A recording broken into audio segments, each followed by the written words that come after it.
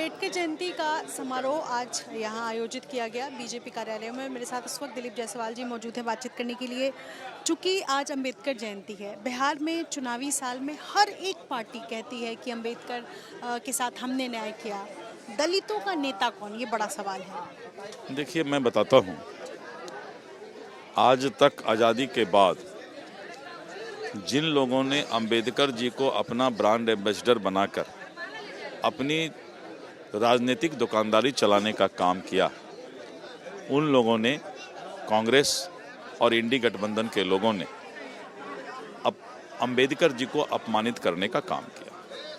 और जैसा कि हमने बताया कि अंबेडकर जी को जब वो नेहरू मंत्रिमंडल में थे तो उनको अपमानित करके और उनको इस्तीफा देने की नौबत लाई गई। जब उनकी मृत्यु हुई तो 2 गज जमीन भी दिल्ली में उनके लिए नहीं दिया गया, जबकि नेहरू परिवार के लिए 50-50 एकड़ जमीन स्मारक बनाने के लिए दिया जाता था। और इतना ही नहीं, उनके पत्नी को जो है, जिस विमान से लाश बम्बई ले जाया गया, उनके पत्नी को उसका जो है बिल भेज दिया करके प्रताड़ित किया गया। अंबेडकर जी का जो सपना था सामाजिक न्याय का, सामाजिक भेदभाव दूर करने का, कांग्रेस और उनके इंडी गठबंधन के लोगों ने उस भेदभाव को करीब 65-70 वर्षों तक भी दूर नहीं कर पाए।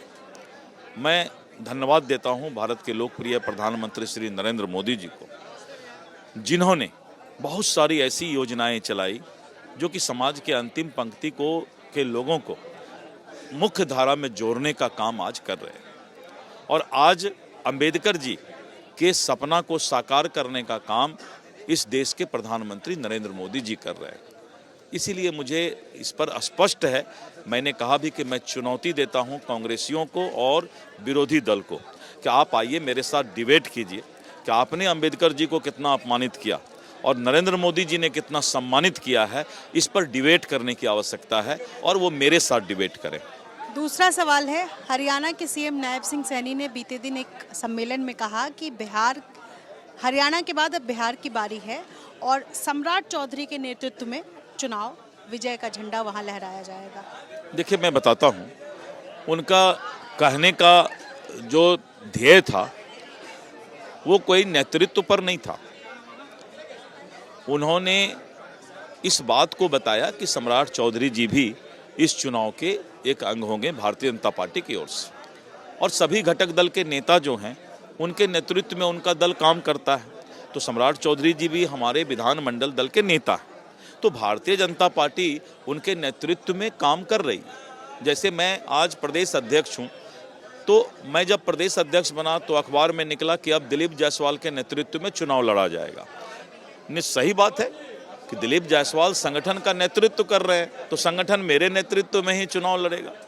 तो इसलिए ये अलग अलग बातें हैं। लेकिन जब एनडीए गठबंधन और नेतृत्व की बात सरकार की आती है, सत्ता की आती है, तो उसमें हमारे सर्वमान्य नेता श्री नीतीश कुमार जी और हमारे जो इस देश के लोकप्रिय प्रधानमंत्री श्री नरेंद्र मोदी जी हैं और नीतीश कुमार जी, ये दोनों के नेतृत्व में चुनाव भी लड़ा जाएगा और यही हमारे नेतृत्व भी हैं।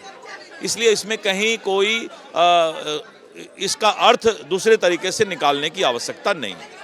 सर, एक और सवाल है, बीते दिन सामना में एक आर्टिकल छपा जिसमें ये लिखा गया कि बीजेपी नीतीश कुमार को कांटा की तरह निकालकर फेंक देगी और 2025 विधानसभा चुनाव में बीजेपी अपना सीएम बनाएगी। सामना के आर्टिकल में छपा है। ये सामना के आर्टिकल में लिखने वाले क्या राजनीतिक डॉक्टर हैं क्या, या फिर निर्मल बाबा के तरह वो समोसा वमोसा खिलाने का काम करते हैं?